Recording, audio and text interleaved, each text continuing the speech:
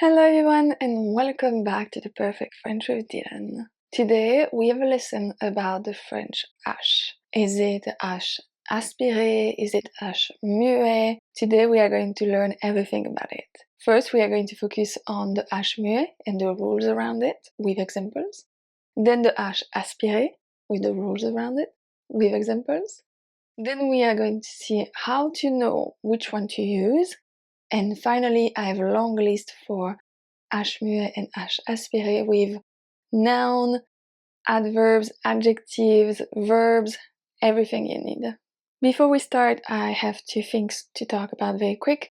The first one is that, as usual, this lesson has a free PDF that you can download on my website, or maybe it's already in your inbox if you're subscribed to my newsletter.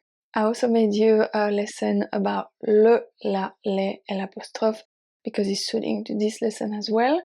I will have both links in the description box. You can just download the PDF for free. My voice is leaving me a little bit, but we'll get through this lesson. I'm not too sure if I'm getting sick. That's just the way it is.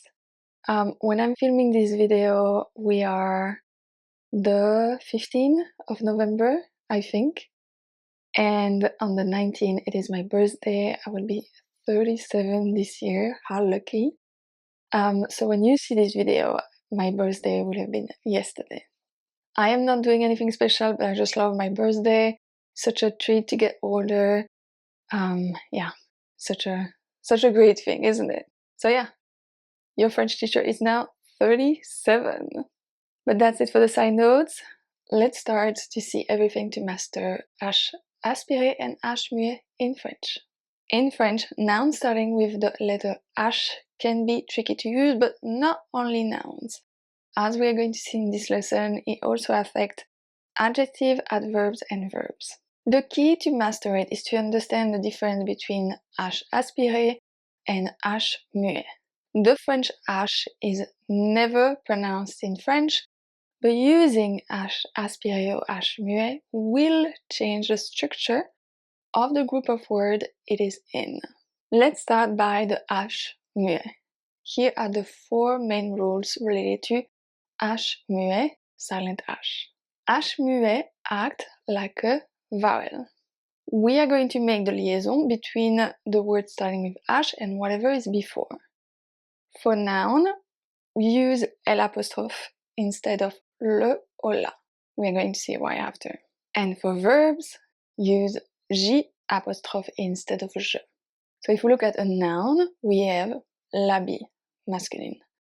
L'habit, which can also be un habit, liaison, okay? Un habit. For the verb, we have habiter, habiter.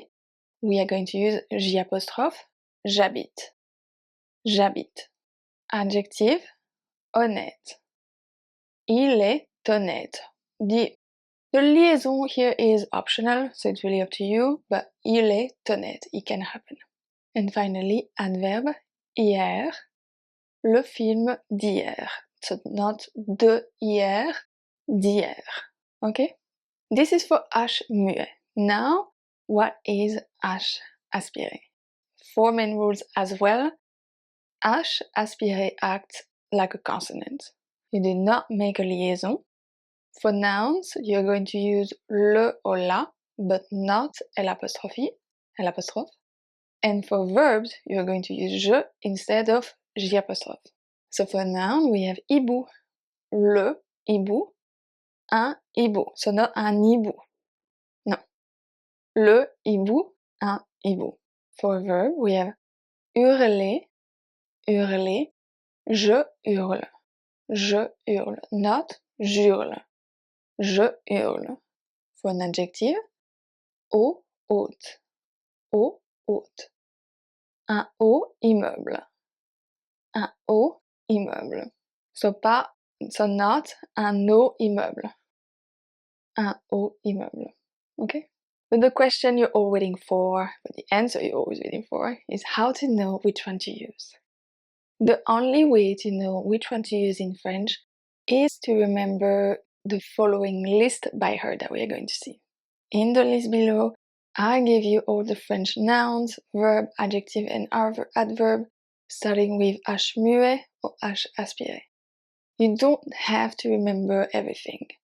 Choose the ones that you're most likely to use depending on your level, by looking at the translation and thinking of how much you use this word in your own language. I mean, un hibou, an owl, is fun. Everybody knows this word because of Duolingo, but how many times do you really use this in your own language? Then another thing is that you're going to study French nouns with le, la, and l'apostrophe. It's the best way to remember them.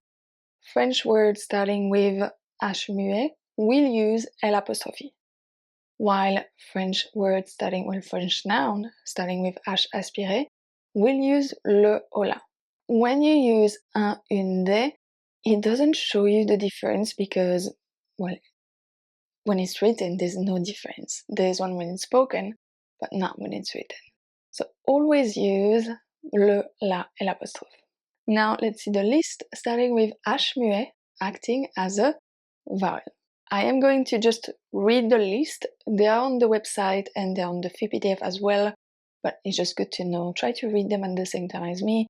See which one you know, if you learn anything, and let me know in the comments how many you knew, more or less, 50%, 30%, 100% maybe.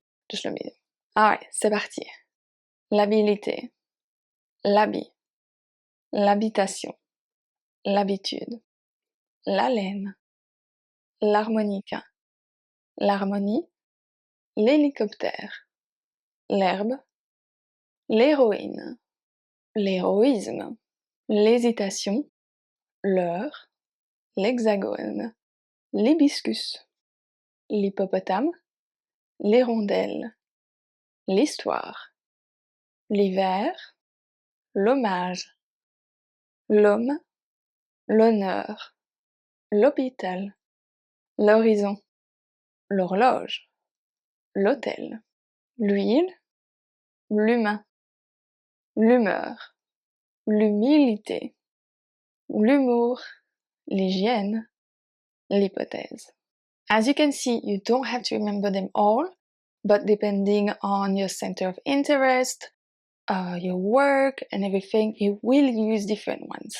So just remember the one you use. That's simple as that. For verbs, we have s'habiller, habiter, halluciner, hériter, hésiter, hiberner. For the adjectives, we have habile, hebdomadaire, heureux, heureuse, horrible, honnête, hostile, humble, humide. And we have one adverb, it's hier. So that was all the one when the H is muet, mute, silent, so it acts as a vowel. Now H aspiré acting as a consonant. Now I'm going to use the article le ou la for the nouns. We have la H, la E, la N, le hall, le hamac, le hamburger, le hammam, le hamster, la hanche, le handball, le handicap, le hangar, le hareng, le haricot, la harpe, le harpon, le hasard, la hâte, la hauteur, le haut-parleur, le hérisson, la hernie, le héros, le être, le hibou, la hiérarchie, le hockey, la Hollande, le homard, la Hongrie, la honte, le hockey, la horde, la houle, la housse, le roux, le hublot, le hurlement. For the verbs, so the one I'm going to use je instead of j apostrophe, we have hacher, haïr, hanter, harasser, harceler, hausser, heurter, hocher, octer, humer, hurler, se hâter. We have three main adjectives. We have haut, haute, hideux, hideuse, houleux, houleuse. One adverb as well, it's or, and we have two numbers, we have huit and huitième. Please let me know how many of those you knew. Like I said, 50%, 30%, 80%, 100% maybe. Just let me know if it was useful. If there's a specific lesson you would like me to do, just leave me a request in the comments. And that's it. I will see you next Wednesday for a new French lesson about verbs taking être et avoir in the passé composé. À mercredi prochain.